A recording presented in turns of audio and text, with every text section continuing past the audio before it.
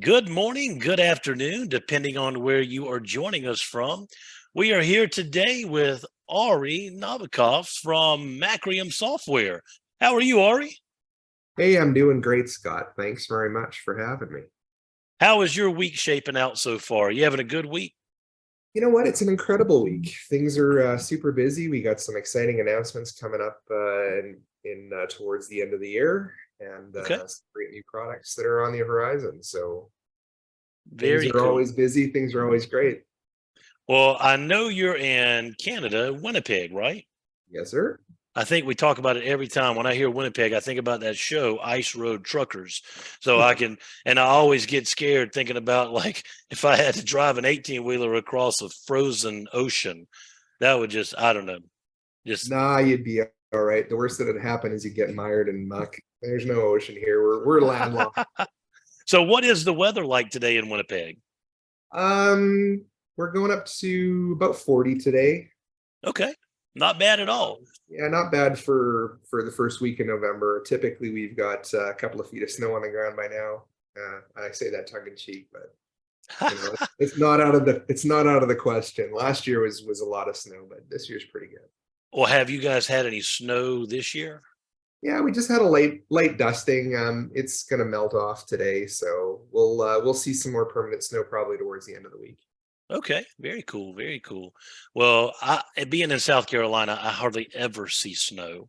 It's one of those things we wish for and hope for, but it just never really comes. I think maybe once every 3 or 4 years we might see a little dusting that might have a little bit of accumulation, but I don't know. Maybe this year will be the year where we are snowed in for a week. I don't know. But I think the problem is we don't know how to drive in it. You guys are used to it where No, Scott, it doesn't matter. Every year it's the same thing. That first snow hits the ground and people lose their mind and forget how to drive. It's a everybody's fact of slip life. sliding in the car, huh? Just a fact of life. Yeah. All the insurance companies just sit there. They're all chewing their nails, going, "Oh no." Well, speaking of insurance, that's a good topic. IT business owners can get insurance for their company by using Site Manager from Macrium, right? It's a good Well, insurance policy. yeah, it's a fantastic insurance policy. It's part of your disaster recovery and business continuity plan. So absolutely. All right. Cool, cool. Should we go into it? Yeah, if you want to dive into it, I think that's what we're going to learn today is all about Macrium Site Manager, correct? That is correct. Awesome. All right, And well, take it away. hoping my screen is up. Yep. Excellent. So you can see our Site Manager dashboard. So Site Manager is a product that has evolved over the years. It started out several years ago as called Centralized Management Console, and it's just gotten better over time as we adopted a new name called Site Manager when version 7 first came out. And now we're sticking with Site Manager as we're in version 8, soon version 8.1. So Okay. Site Manager has a number of things. Our development team sat down and took a look at a number of different angles. We took a look at some of our competitors who had lots of information on a dashboard, but it was so condensed, it was really difficult to read. And then we had other competitors who had a dashboard, but there was really no information on there, and you had to click through multiple screens to get to information you want. When our team sat down and started to develop a dashboard, they had these things in mind. So what we wanted to do is create a dashboard that gave you information, but if the information wasn't all that you needed to be at, we didn't want any more than 1 or 2 clicks to get there. Okay. So we started with a ribbon bar, and Macrium uses a very standard color coding scheme. We use green for good, blue for information, Okay. orange or yellow, depending on what color you see, is for a warning, and red is, hey, take a look at me, I need some help. So we use that standard scheme throughout, and what it means is that all of these things are clickable. So when you come across something that you want some more information on, it's just a matter of being able to click into it. Otherwise, you go through the process of, everybody else, where let's say I wanted to look at what happened here. I can go into logs, I can click up open filters, I can type in failures, and then all of a sudden we can pull up that what that is and see what's going on. Why would I want to do it that way when all I'd have to do is just click on that link and then boom, we're at the same screen. So we've laid out our dashboard very intelligently, but it doesn't mean that this is the way that it has to stay. So one of the recurring themes through Site Manager is that Macrium is a company that doesn't believe that we know your backup environment better than you do, nor do we know what information you want. We're not that arrogant to say that you have to do things a certain way or you have to do things our way. We try and accommodate you. So right from the dashboard, you can edit it, you can move things around, you can trip things up, get rid of segments that you don't want to see, make your dashboard more you, stretch it out, do what you need it to do so that you get the information that you want. And then when you've done all of that, you save it, and then it saves out your new layout. If you make a mistake, that's okay. You can go back to settings and you can reset it right back to the default. It's saved by each user's login. So if you're in an Active Directory environment, you're logging in with your Active Directory domain account, your domain admin account, or your account that has elevated privileges, it's saved to your profile. So if somebody else logs in, they'll get the default profile until they change it up, but what you see is what you get. Now, if you happen to like Evil Admin Day, which by the way is, it's today, you can go into the user interface and system settings and reset everybody's layout. But I caution you, save that for Evil Admin Day. Don't do that during the rest of the day. So our panels are very simple. Notification tells you what's happened in the very recent past. Repository disks usage will show you what's going on with the disk repository or repositories, depending if you have multiple. You can scroll through them. It'll show you the amount of space that's in use, the amount of space that's free, the total capacity of your repository, and of course, if anything else is using space in your repository that isn't Macrium image file related. We also have an activity window which shows you what's happening this very moment, this very second. Image status, which you can change from 24 hours to 3 months, so you can see how your backups have been running. And of course, the computer tab as well, which will show you how many computers you have connected, how many need reboots, how many need upgrades. And when we're talking about upgrades, we're talking about the Macrium agent upgrade itself. How many are disconnected, how many are unlicensed, and how many are unauthorized, which means that they have the client installed, but Site Manager doesn't know that they're allowed to speak to it yet. And the forecast window, this will show you what's happening in the next 24 hours. And there's a more detailed one under scheduled activity where you'll get a 30-day view so you can see the type of backups that are going to run. The dashboard is very intelligently laid out. And again, everything is a click away. So if you need to get somewhere fast, you just click it and go. But the entire configuration is 4 steps. If we think of it as the W5, the who, what, where, when, and why, we already know the why. We need backups. That's plain and simple, full stop. It's not really an option anymore. We need to have backups. So everything else, we've got the who, the what, the when, and the where. So we start with the who, with computers. How do we get computers into Site Manager? We add them in through the computer tab. So we click add, and then we have a number of different ways to do things. If we're on an Active Directory domain, easy peasy, click next, tell it what forest you're working with, tell it what OU you want to grab your computers from, select the computers, click next, click finish, and it pulls them in here in a disconnected state. The reason it'll be in a disconnected state is because we haven't installed the agent yet. So once we've got all of our computers in, we select them all, we click install agent. If you're logged in with somebody who has domain admin privileges, it's going to use those credentials passed on through the MSI installer and push that installation client out. You don't have to go computer to computer to computer to install the agent. Just got to have rights. You just have to have rights. If you're a classic IT admin and you prefer to do things the old-fashioned way using MSI exec, hey, no problem. You can do that as well. Under the More Actions tab, there's a manual agent installation, which you can download. You'll notice down here in the bottom left corner, it's downloading it from localhost. So it's downloading the installation agent right from the Site Manager installation itself, not from the web. So if you're in an air-gapped environment, no problem. You can do this. And what you can do is you can push this MSI out using MSI exec through group policy.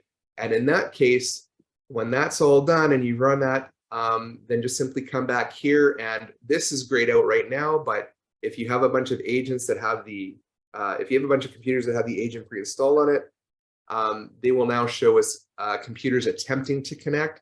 They haven't been authorized to talk to Site Manager yet. So at this point, you just go in here, select all of your computers, click finish, and then boom, they're in the panel. Nice. Of course, if that's not good enough for you, we have two other methods. So we can either add network computers, which will just simply do a scan and look for computers responding to the scan on your network, or we can add them manually through NetBIOS, DNS, FQDN if you prefer, or an IP address, and you can use semicolon separation to add multiple computers. So if you have a list of computers you just want to bring in and you're not running in an Active Directory environment, boom, done, next. Super simple, we add them in. Now, once we've added computers in, there's a few things that it's going to do.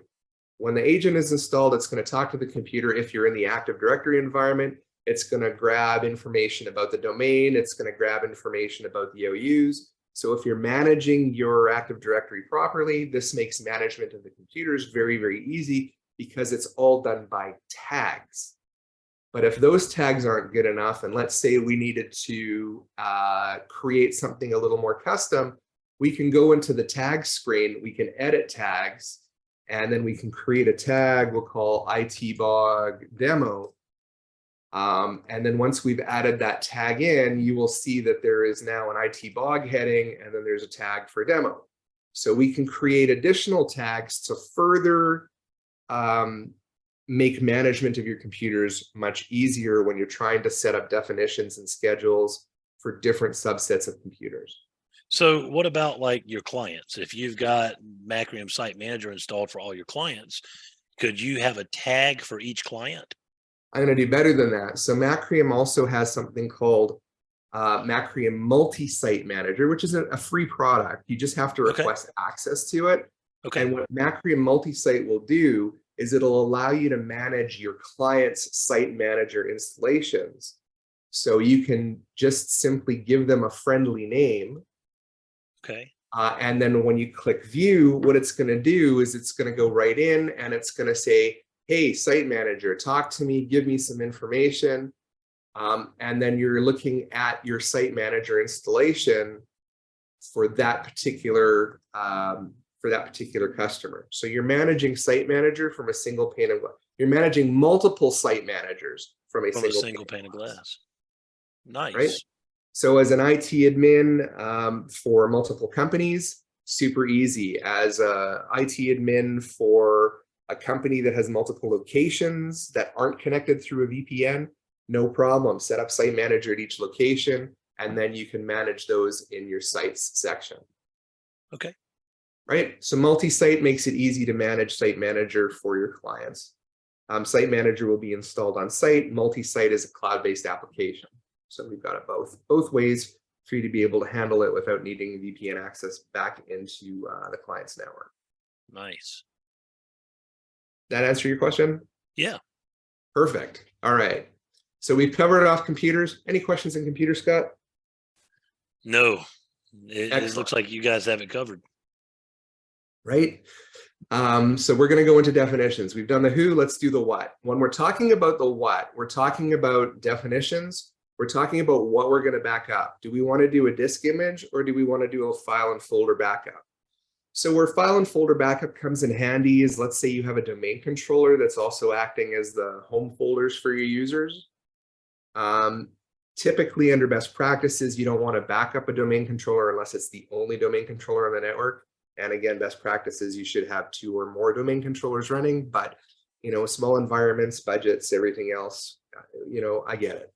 So if you are just running, multiple domain controllers and you have a single domain controller as a file and folder server, then all we need to do is we need to back up files and folders. We don't need to back up everything else. Same thing with some workstations, executive workstations, management workstations, we probably want to do disk images, but users, just for space, we just want to back up user profiles. We just want to back up user information, the user directories. Typically in these cases, file and folder backup will be fine. But Here we decide what we're going to back up. This is the what. So let's assume we're going to just do disk images. Okay, because a disk image is a disaster recovery based bare metal restore image. We give it a name, ITBOG definition, and then we could either select computers manually or we can select them with tags. Remember we were talking about the tags earlier, right? We can put in the ITBOG tag and demo, and anything with that ITBOG demo will automatically be added into this group. We don't have to remember computer names and manually add them in or not add them in. Once we've done that, the next thing we need to do is decide what are we going to back up. So are we going to back up the whole disk? Are we going to back up all disks? Are we going to back up only disks with certain drive letters? How do we want to do this? So typically we're going to say all disks. When we check the matching partitions, it's going to come back and it's going to say, yep, you have one disk. So let's just go ahead and do that. In the case where we have computers that have one disk or two disks, we might want to change that, right? So if I were to say, hey, we're going to back up all disks, and we're looking at this computer, it has one disk, no problem. We're looking at this computer, it has the main disk and that it has an external hard drive. We might not want to back up that external hard drive. So we can get very granular with our rules and we can mix and match. We can exclude removable disks. And then if we were to go back and check matching partitions, that would be edited out. Another way we could do that is we could just say, hey, we want disks containing system partitions. So when we go back and we look, yep, there's the system partition, so it's going to back up the whole disk. There's a system partition, so it's going to back up the whole disk. There's no system partition on this external drive, so it's ignored. Okay. We give you multiple ways to do things because, like I said before when we started, we don't know your backup environment better than you do. This is your design, so we just give you the tools to support that. Okay. Once we've decided on our strategy and what we're backing up, and by the way, these are all include and exclude rules. Everything right down to partition label or drive letter if you really want to go that deep. Once we've decided on all that, we're onto our last screen, which is options, where we're talking about compression and encryption. If you turn encryption on, you have to set a password. Whatever password you set, please store it somewhere in a password manager so that it's safe and secure. If you lose that password, you lose access to your backup. So please make sure that that password's safe and secure. We support AES encryption from 128-bit to 256-bit. 128-bit encryption requires an 8-character password minimum, 32-character password minimum for 256-bit, 16-character password minimum for 192-bit. Once you've set that all up, then our last two options are CPU priority and bandwidth rate limiting. Again, we don't know your backup environment better than you do. Some companies have a backup window where they can turn on high CPU priority and let everything run, maximizing CPU cycles for encryption and compression. Short backup window, fast backup, let's go. Not always the case. Sometimes we have to run backups during the day, especially on workstations, because people like to turn them off at night. That's right. No problem. So if we set it to normal or below normal CPU priority, then we're reserving a little bit of CPU cycle for the encryption and the compression. It takes a little longer to do the backup, but overall, the performance on the system isn't going to be severely impacted to the point where the user would actually know the backup is running. Okay, so we try to be kind that way. And the other thing that we do, of course, is bandwidth rate limiting. We can limit the amount of bandwidth that each backup agent uses between 1 megabit to 20 gigabits per second. Depends on your environment, what you support, and then what you decide for your repository and how many simultaneous connections you're going to allow. So you have a couple of different places where you can turn this on or turn this off and decide, what kind of bandwidth you want to use. So in that situation, it may take a little longer, but it won't hammer the processor. Won't hammer the processor or your network. Yeah. Okay. Absolutely. Makes sense. Yep. And because it's a VSS backup, it's grabbing a snapshot of your system and then backing up from that snapshot. So you can continue to use the system and continue to do the things that you need to do during the course of the day without affecting the backup. Nice. Okay. So once we've decided on all of that, we've done the who, the what, now is the when. Again, granularity, customizability, these are all the keys that we want to do. Well, let's be nice and we'll give it a name, ITBOG, ITBOG schedule. Okay. Right? Backup is all about triggers. And I'm not talking about the kinds of triggers we experience as IT people that give us anxiety in the middle of the night. I'm talking about triggers about when we want to run things, what kind of things we want to do. So we can do fulls, we can do differentials, we can do incrementals, we can do daily, weekly, monthly by day, monthly by date. We can do intra-daily backup at 15-minute intervals to capture high change environments to make sure that high change environments don't get left out with a once per day backup or, several time per day backup.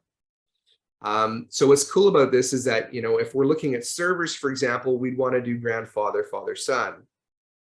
So for grandfather, father, son, we'll do a full backup on the first Monday of every month at whatever time we decide to pick. Done. Then we would do differential backups on every subsequent Monday. And we would do incremental backups for the rest of the week. Now, if you're a 7-day operation, you can leave it as daily. If you're a 5-day operation, you can set it for the Monday through Friday and options and be done with it there. This would set up grandfather, father, son. We've only set the triggers. Now we get to define what our retention level is. If you have the space to store 80 or 90 some odd years of backups, I got to tell you, man, you're doing it right. And I am super proud, but incredibly jealous of your environment. Most of us, we're going to keep backups in the, 2 to 3 year range. So let's call it 24 backups. That should be 24 months of fulls. In differentials, I need to keep 4. But Ari, what happens if there's 5 Mondays in a month? First Monday is going to be a full backup. The remaining 4 in the month will be differentials. And we can keep those for weeks if we want. So, if we want to be nice and we can say, hey, we'll keep 5 weeks of differentials. Okay, done. This is an automatic retention policy. So you're never going to have more than this in the repository. So this is data management as well as your retention policy. And then when we're looking at incrementals, what do we need? We probably want 2 weeks of incrementals just so that as per grandfather, father, son, we can go back any day within the last 2 weeks, any week within the last 5, and any month within the last 2 years. That should cover it. Yeah. So very granular in how you can do this. If you're doing a workstation, you might not want that grandfather, father, son. You might want to do a weekly full backup and a daily incremental. So we can do a weekly full backup on Monday, and then we can do a daily incremental for the rest of the week, Monday through Friday. And then here, all we're going to do is we're just going to define, hey, how many months do I want? I probably want 3 months for a full backup, and incrementals, I want a week. I don't want any more than that. So now you can do your rebuild any day in the week and any week in the last 3, or any month in the last 3 months you can go back to. If you run the purge before the backup, it's going to get rid of the older files before it starts making the backup. I'm kind of a little old school. I like to leave that unchecked. I want the backup made and then let the purge run. Okay. Okay, your final screen is options. And this is what we do when we encounter problems. So if we have offline computers, what are we going to do? The default behavior, we're going to defer the backups until the computer's online. Some people like to fail backups that are offline just because they don't want it to keep trying, or they just don't want backups to accumulate or have errors, or whatever it is that they want. There may be policies in place at a enterprise level that decide, hey, we don't defer backups. We just, if it's online, we back it up, and if it's not, we fail it. But the choices are yours. We let you decide what you're going to do. If you encounter a failed backup, do you want to retry it? Yeah. How many times? What interval do you want to do? Granularity, granularity, granularity. Your backup environment, we don't know it better than you do. We introduced this in August, where we can now allow you, and this kind of rings home. as a guy who spent 35 years in IT, working for various companies, including my own for the last 15 before I sold it and joined Macrium, this is probably one of the biggest complaints that IT admins throw at people. And we ask that age-old question, did you reboot your computer? And the answer that we always get is yes, even though we know full well that the user's probably not done that. So the first thing Uptime 60 days. So the first thing we do when we get to the user's workstation is reboot it, and lo and behold, the problem's gone away. Oh my. So what we can do now is we can actually say, hey, after you've done a full backup, or after you've completed a backup, we can have the computer reboot itself. Okay. Or we can have it go into a hibernate or suspend, or we can have it shut down. Don't recommend using this option for servers, but for workstations, this is a fantastic option. And then finally, you know, in Windows 8 and higher, you get that notification in that bottom right corner of the window that says, hey, I'm running a backup. We can turn that off completely so that the user is none the wiser. In fact, if we go into the agent settings, we can actually tell it to do a quiet agent install. So there's no program groups or anything. The user doesn't get the opportunity to go in and start to play with things unless they know to look in the Macrium folder under program files. Which they probably won't. Which they probably won't. So we've done the who, the what, the when. Our final is the where. Where are we going to store the backup? Yep, we're Macrium. We support all the classic versions. We can go directly to a USB drive. We call that a local repository. We can go to a network share like a NAS or a network file server that's specifically being hosted for backup to host your backup files. Yep, we support that, or other network locations. That's just going to be a path and authentication. So it's pretty easy. But we also support Azure and Amazon AWS Storage Gateway accounts as well. So if you want to go direct to cloud, you absolutely can, especially in the .gov world. Navy's one of our largest clients. NASA's on board with us now. US Army Corps of Engineers is using our software as well. So we're starting to see uptake in a lot of government offices, and most of these folks have an Azure.gov account. Okay. Yeah, so we can incorporate with that Azure storage account in that .gov space as well. Nice. So if you're doing that, then you should absolutely take a look at this product. Once you've decided on that, then your final screen in the configuration side of things is to just simply tell it the last little bit of options. We'll give it a friendly name instead of a file path. So, you know, demo repository, there it is right there. How much space do you want to make sure you have before you start a backup? Do you want a notification when disk space falls below a certain level? How many scheduled backups are you going to allow simultaneously? You can do that all here. And it's based on your bandwidth. If you have 20 gigabits, you can probably run, you know, 20 backups. If you have a dedicated backup window, you can, you know, probably run 10 if you don't, using about half the bandwidth so that the remaining half of the bandwidth is available to other applications that require it. So that's that. We've done the who, the what, the where, the when. Now we put it all together in scheduled activity. All we're going to do at this point is we're going to say, hey, I want to do a scheduled backup. I'm going to go to this repository. I want to use this definition and this schedule. And then when you click finish, it creates definition-schedule, definition-schedule. And it shows you the results that have happened in the past and your last backup status for each computer that's in that definition. And it'll show you all of your upcoming backups, when they're going to run, what time they're going to run, and what type of backup by the icon. That's the icon for a full backup. There's a different icon for a differential and a different icon for an incremental backup. Finally, is an extra added peace of mind because Macrium fully endorses and supports the 3-2-1 backup strategy. Just 3 copies of your data, 2 location, preferably one of them in the cloud.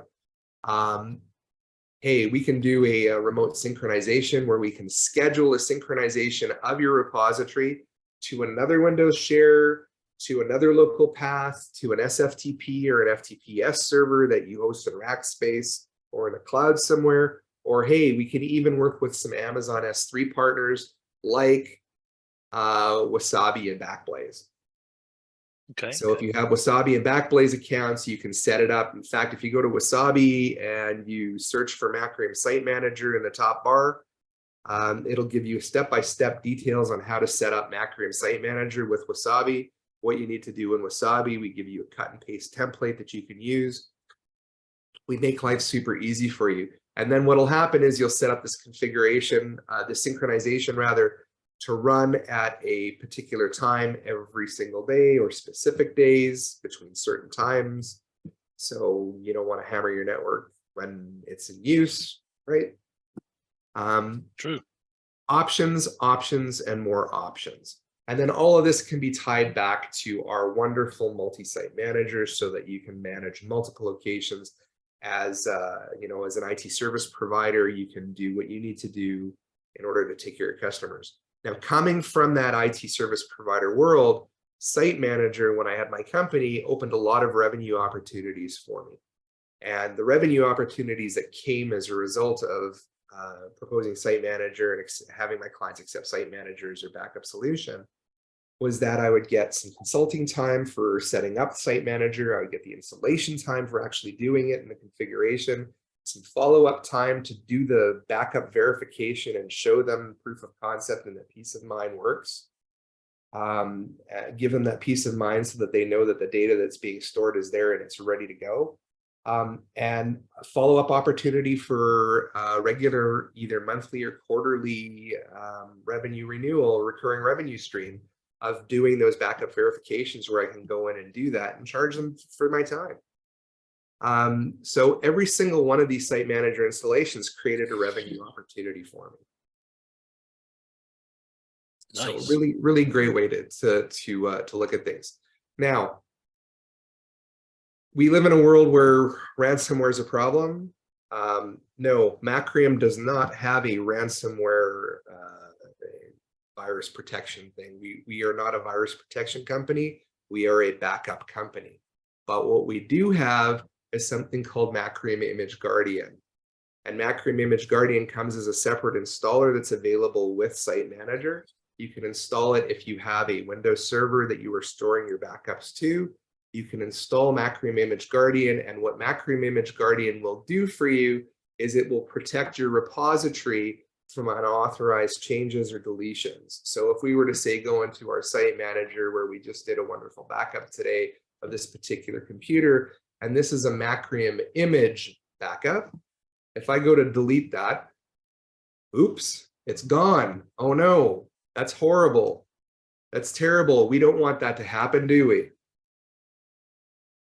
So how about we turn on Macrium Image Guardian, and Macrium Image Guardian protects that file from deletion. I'm logged in as a domain administrator. I should have full rights on the server. But what Image Guardian does is it actually stops anybody except for the Macrium backup agent from making changes to those files. This doesn't mean that it's infallible. This doesn't mean that nothing will ever happen. It's another step of another layer of protection in your fight against ransomware and your fight against malicious activity. And it's a darn good one if you take a look at it, because again, it shows you, hey, things are going on, and unless you have proper privileges, you can't do anything about it. To go into Image Guardian, you need to have domain privileges, and then you can go into the volumes and you can physically turn it off. That's the only way that you can get around it. But if it's, a piece of ransomware, chances are it's not going to be able to do that unless there's, a Trojan that comes with it. Gotcha. And somebody's, smart enough to figure that part out. At the end of the day, if somebody wants to do damage badly enough, they're going to do damage. We try and mitigate as much of that as possible by giving you a place to store backups, give you the ability to synchronize them off-site, and then most importantly, give you an extra layer of protection to protect the backups that are on-site so that you can recover quickly. Now, as a final stage, this is another piece of technology that is included with Site Manager as well, and it's called Macrium Vibu. So with Vibu, what we can do is we can take any one of our Macrium image files, those MRIMG files, in any, yes, I'm a Darth Vader fan, can you tell? In any Microsoft Hyper-V or Oracle VirtualBox environment, we can take any of our Macrium image files and create a bootable machine of that Macrium image file just by simply going in and saying, hey, I need to add this image file. I need to recover quickly. My server is really important. I need this online. And then what's going to happen in the background is that what's going to happen in the background is I'm going to close it. What's going to happen in the background is that we are going to add a new, oops, where do we go here? There we go. So we're going to add a new, we're going to add the image file. There's the image file. We're going to open it. We're going to click finish. And then what it's going to do is it's going to grab that image file and it's going to actually create everything that we need to do for it in our Hyper-V or our Oracle VirtualBox environment. So other than, telling it, hey, I want to, customize this a little bit. I want to give it a couple of CPUs, no network card and whatever else. I'm going to shut down some other ones in here because gosh darn it, this could get really, really complicated on a little computer. And it'll hold at 8% for just a minute. Don't worry about it's not hung. It will actually continue on in just a second. Right now, it's just checking the image, injecting a bunch of Hyper-V stuff into it to make sure that Hyper-V can boot it. And then once it's finished doing that, then it will go ahead and boot. It creates a placeholder VHDX file, but it actually uses the image file itself as the VM, as the VHDX. So in those cases where you need to recover a machine quickly because, hey, it's down and everybody's freaking out because this had all the drawings for production, and it's happened. Yep. It's happened. And in those particular cases, what'll happen is we'll use Vyboot to get that machine back up and running so that, people can access those drawings to do what they have. Yes, there'll be a slight performance hit because we're going from physical to virtual. You may not have all the tools in place to run that virtual environment most effectively, but at least you'll be able to run it while you're outsourcing, hardware, which I haven't done hardware in a long time. Scott, what's server hardware like to get these days? I haven't had to get a server in a while either, so I don't know. I would assume it's like anything else, though, with supply chain issues. Yeah, so it can get a little lengthy. So we don't want to sit there and wait. Then we have the ability to do that. Now we've talked about lots of stuff. We've talked about backup. We've talked about Vyboot recovery, and then recovery itself. If you've ever used Macrium Reflect personally for home, then you already know our interface because that interface is a constant throughout all of our products. Okay. Almost everybody's heard of Macrium at some point, and most IT people have used Macrium at some point, at least our free version. So yeah, if you already know the free version, if you've already played with it once or twice in your life, then you already know what it's about and how it's going to work. Yep. This should be done in just a sec. We'll let that go ahead. So it's booting the image. Well, right now it's creating and injecting the Hyper-V stuff into the image itself so that it can boot. Once that's done, then this bar will progress. It'll only take a few seconds after that. You'll see. So it's like injecting drivers and everything. Yeah, you'll see the virtual machine show up in here. It'll say Vyboot something. There we go. There we go. And there it goes. The machine is booting up. Vyboot, sysprep, gold image that I was booting. So this will be a gold image of a Windows 10 Enterprise workstation. But like I said, any image, any MRIMG file that you have, you can recover from using Vyboot and instantly get up and running. So I just wanted to show you that it is possible to do. And as you can see, we're okay and we're in. Everything is wonderful. I'm going to go ahead and just turn that off because we don't really need to We don't really need to create another virtual machine. And I'll get rid of this because we don't need it overall. But Viboot integrates with your panel, with your hypervisor. Okay. Nice. Yep. So nice, super easy, super manageable. Everything's good that way. Now, on the recovery side for Site Manager, so we have this restore tab here. And if we needed to do a restore and the computer's online, we simply select the computer, we click next, we tell it what backup we want to use. If it's not a full backup, if it's a incremental backup, we don't have to tell it all of the pieces it needs. It will automatically pick and rebuild from your backup set. But we'll say, hey, we want to do this backup. And then the final thing is client notifications. Do you want to tell the client you're restoring their machine? Do you want to allow the user to cancel it? No, we can turn all of that off and just say, hey, now we're just pushing the restore. Just when I do click it. next, yeah, when I click next and finish, it'll start to restore. I don't want to do that right now because that's this server that we're running on. But if the computer itself isn't contactable, no problem.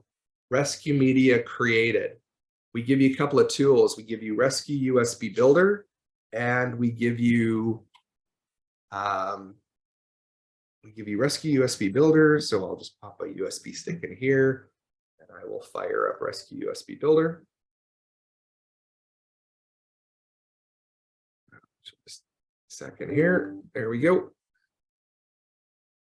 So Rescue USB Builder will just simply allow us to select the drive, and then we would browse for the ISO image that we've created up here. We download it, create that ISO image, and then it would create a bootable USB stick.